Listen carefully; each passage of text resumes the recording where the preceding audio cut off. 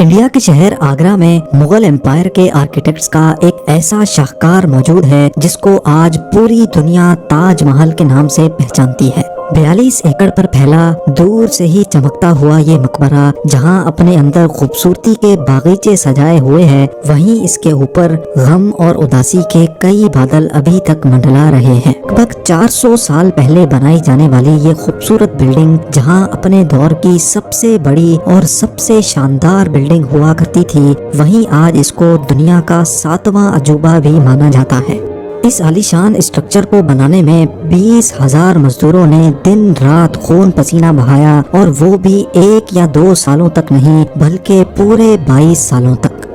اگر آج کے دور میں اس کی قیمت کا اندازہ لگایا جائے تو سنگ مرمر کا یہ انمول مقبرہ حیرت انگیز طور پہ $1 بلین یعنی 7,500 کروڑ روپیوں سے بھی زیادہ مہنگا ہے، کیونکہ اس بلڈنگ میں مغل آرکیٹیکٹس نے اپنے ہنر کی کئی ایسی نشانیاں چھوڑی تھیں جن کی دنیا کے ٹاپ انجینئرز بھی آج تک تعریف کرتے ہیں۔ اس بلڈنگ کو ایسے ڈیزائن کیا گیا کہ جب مین گیٹ کے پیچھے سے اس کو دیکھا جاتا ہے تو یہ کافی بڑی لگتی ہے، لیکن جیسے ہی مین گیٹ کی طرف بڑھا جاتا ہے تو آٹومیٹیکلی اس کا سائز چھوٹا ہوتا جاتا ہے۔ دماغ کو چکرا دینے والی یہ کوئی پہلی ٹرک نہیں تھی جو مغل آرکیٹیکٹس نے استعمال کی ہو۔ اس کے گرد چاروں میناروں کو بالکل سیدھا کھڑا نہیں کیا گیا، بلکہ یہ مینار باہر کی طرف تھوڑا جھکے ہوئے ہیں، کیونکہ اگر ان کو سیدھا کھڑا کیا جاتا تو دور سے دیکھنے پر یہ اندر کی طرف جھکے ہوئے لگتے، جیسا کہ ان مسجدوں میں آپ دیکھ سکتے ہیں۔ ان میناروں کو باہر کی طرف جھکانے کا ایک اور ریزن بھی تھا، اور وہ یہ تھا کہ خطرناک ارتھ کوئک کی صورت میں اگر یہ مینار گرے بھی تو یہ باہر کی طرف گر کر تاج محل پر ایک آنچ بھی نہ آنے دے۔ لیکن آخر ماجرا کیا تھا کہ اس کو بنانے والے کسی صورت میں اس پر ایک خراش بھی برداشت نہیں کر سکتے تھے۔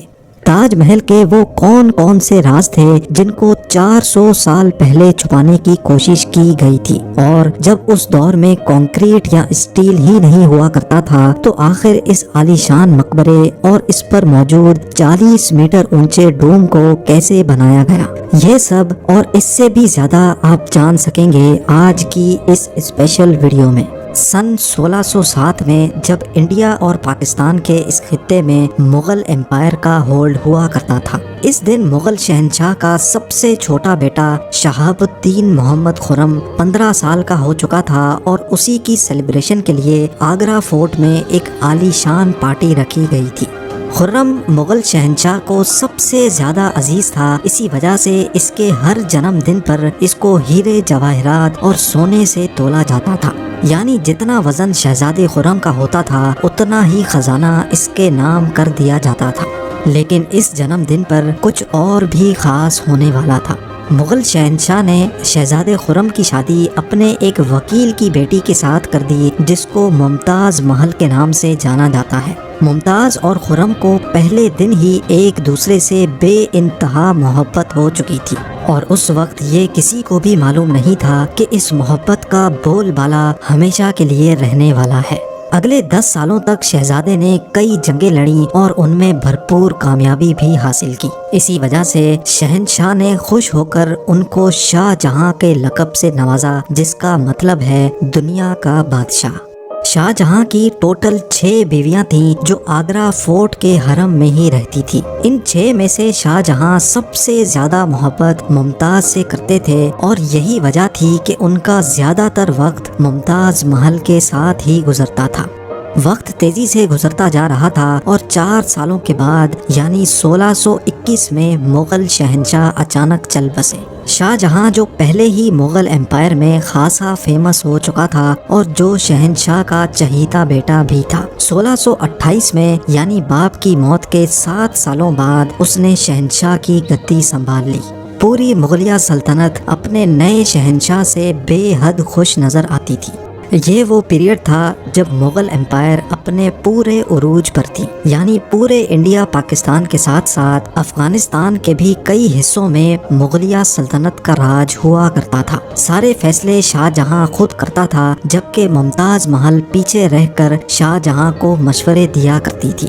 لیکن کسی کو بھی اس بات کا علم نہیں تھا کہ یہ خوشیاں عنقریب ماتم میں بدلنے والی ہیں۔ गद्दी संभाले अभी 1 ही साल गुजरा था कि एक बार फिर से मुगल एम्पायर को दुश्मनों का सामना करना पड़ा। अगले 2 साल जंग चलती रही और शाहजहां को इस जंग में भी भरपूर कामयाबी नसीब हुई। लेकिन शाहजहां अभी इस कामयाबी का जश्न मनाते कि उनको एक अफसोसनाक खबर से आगाह किया गया। मुमताज़ महल, जो कि शाहजहां के 14वें बच्चे को जन्म दे रही थी, उसकी हालत बिगड़ गई और 17 जून सन 1631 को वो ना चाहते हुए भी इस दुनिया से चल बसी। पूरी मुगलिया सल्तनत का जश्न देखते ही देखते मातम में बदल गया। ये खबर जो शाहजहां पर आग बनकर गिरी थी, उसने तो जैसे इनकी दुनिया ही ख़त्म कर डाली। शाहजहां की सबसे पहली मोहब्बत और उनकी सबसे अजीज बीवी मुमताज़ महल इस दुनिया से रुखसत हो चुकी थी। कहा जाता है कि इस गम की परछाई ने शाहजहां को काले अंधेरों में धकेल दिया था। अगले 8 दिनों तक उन्होंने कुछ नहीं खाया और अगले 2 सालों तक ना कोई मौसीकी सुनी और ना ही परफ्यूम लगाया। मुमताज़ महल ने मरने से पहले एक आखिरी ख्वाहिश की थी। वो चाहती थी कि उनकी कब्र दुनिया के सबसे खूबसूरत मकबरे में बनाई जाए। इस टास्क को और मुमताज़ महल की आखिरी ख्वाहिश को पूरा करने के लिए शाहजहां ने अपनी सारी दौलत और पूरी जिंदगी वक्फ करने का इरादा कर लिया। मुमताज़ के गुजरने के 6 माह बाद यानी 1632 में ही ताजमहल की कंस्ट्रक्शन का काम शुरू कर दिया गया। करीब 20,000 से भी ज़्यादा मजदूर, पत्थर तराश और कारीगरों को पूरी सल्तनत से इकट्ठा किया गया। लश्करों के लश्कर शाहजहां के हुक्म पर आगरा बुलवा लिए गए थे। क्योंकि मुमताज़ की कब्र यमुना रिवर के बराबर में मौजूद थी, इसी वजह से इस जगह पर दुनिया की सबसे खूबसूरत बिल्डिंग बनाना काफ़ी मुश्किल टास्क था। रिवर के किनारे ज़मीन काफ़ी सॉफ्ट होती है और अगर यहाँ खुदाई का काम किया गया तो पानी का बहाव ताजमहल की फाउंडेशन को भी नुकसान पहुँचा सकता था। इस मसले से निपटने के लिए मुगल इंजीनियर्स ने यहाँ सबसे पहले ज़मीन के अंदर कई कुएं खुदवाना शुरू किए। मजदूर ये कुएं तब तक खोदते रहते जब तक खुश्क ज़मीन नज़र ना आ जाती थी। इन कुओं को पत्थरों और गारे से भरा गया और फिर उसके ऊपर पत्थरों के बड़े बड़े कॉलम्स खड़े किए गए। इस सारे काम को अंजाम देने के लिए मजदूरों के साथ साथ हाथियों की एक बहुत बड़ी फौज को भी इस्तेमाल किया गया। मुगल इंजीनियर्स की ये ट्रिक काम कर चुकी थी और अब एक ऐसी मजबूत फाउंडेशन तैयार थी जो नरम ज़मीन पर भी फौलाद बनकर खड़ी थी। फाउंडेशन के बाद अब बारी थी एक ऐसे बिल्डिंग डिज़ाइन की जो आज से पहले किसी ने भी ना देखा हो। एक ऐसा डिज़ाइन जो पिछले सारे रिकॉर्ड तोड़ डाले। ताजमहल के डिज़ाइन का आइडिया शाहजहां ने अपने बाप दादा के मकबरों से लिया था। बाप के मकबरे से मीनारों का आइडिया लिया गया, दादा के मकबरे से बिल्डिंग कोर का आइडिया लिया और अपने अंकल के मकबरे से डोम का आइडिया लिया था। और जब इन सबको कंबाइन किया गया तो एक शानदार और आलीशान डिज़ाइन उभर कर सामने आया। बिल्डिंग के स्ट्रक्चर को बनाने के लिए लाखों नहीं करोड़ों ईंटें मौके पर ही बेक की गई। ये सब इतना आसान नहीं था और इसमें लातादाद पैसे भी बहाए जा रहे थे। हर गुजरते दिन शाही खजाना तेजी से खाली होता जा रहा था, लेकिन शाहजहां को किसी चीज की परवाह नहीं थी। बस उनको ये काम हर कीमत पर कंप्लीट करना था। कहा जाता है कि ताजमहल की कंस्ट्रक्शन में इतने ज्यादा लोग लगाए गए थे कि इनकी वजह से आसपास के इलाकों में खाना पीना खत्म हो गया था। 20,000 मजदूरों और कारीगरों की डिमांड पूरी करने के लिए शाहजहां ने आसपास के तमाम इलाकों से अनाज आगरा मंगा लिया था। कई सालों की मेहनत के बाद बिल्डिंग का स्ट्रक्चर कंप्लीट हो चुका था और अब बारी थी इसको संगे मरमर से सजाने की। ये संगे मरमर आगरा से 400 किलोमीटर दूर राजस्थान से मंगाया जाना था, क्योंकि यहाँ का मकराना मार्बल आज तक दुनिया का फाइनेस्ट मार्बल माना जाता है। शाहजहां ने ताजमहल के लिए पूरा मकराना मार्बल रिजर्व कर लिया था, यानी जब तक ताजमहल की डिमांड पूरी नहीं हो पाएगी तब तक किसी को भी ये मार्बल खरीदने की इजाज़त नहीं थी। 1000 हाथियों की मदद से हजारों टन वजनी मार्बल राजस्थान से आगरा मंगाया गया। ताजमहल का ये खूबसूरत डोम इतना बड़ा है कि इसका अंदाज़ा सिर्फ आंखों से देखकर ही लगाया जा सकता है। आजकल इस तरह के डोम बड़ी आसानी से स्टील स्ट्रक्चर पर बनाए जा सकते हैं, लेकिन 400 साल पहले 40 मीटर ऊंचे डोम को बनाने में उनके पास सिर्फ पत्थरों का ही सहारा था। اس ڈوم کو بنانے میں مغل انجینئرز نے جو اسٹریس کیلکولیشن کی تھی اس کی آج کے انجینئرز بھی بہت تعریف کرتے ہیں۔ تاج محل کی فنیشنگ کے لیے اس کو پیٹرا ڈورا یا پرچن کاری سے ڈیکوریٹ کیا جانا تھا۔ پیٹرا ڈورا ایک ایسی کلاکاری کو کہا جاتا ہے جس میں قیمتی پتھر کو ماربل کے اندر تراش کر لگایا جاتا ہے۔ ماربل کو بڑی مہارت اور باریکی سے قیمتی پتھر کی شیپ کے حساب سے تراشا جاتا ہے اور پھر اس میں پتھر کو گلو کے ذریعے چپکایا جاتا ہے۔ تاج محل پر استعمال ہونے والی گلو کوئی عام گلو نہیں تھی۔ کافی ریسرچ اور لیبارٹری ٹیسٹ کے بعد معلوم پڑا کہ یہ گلو شیرہ، لیمن جوس اور سنگ مرمر پاؤڈر کو ملا کر بنائی جاتی تھی۔ وہی سیم گلو آج بھی تاج محل کی رینوویشن کے لیے استعمال کی جاتی ہے۔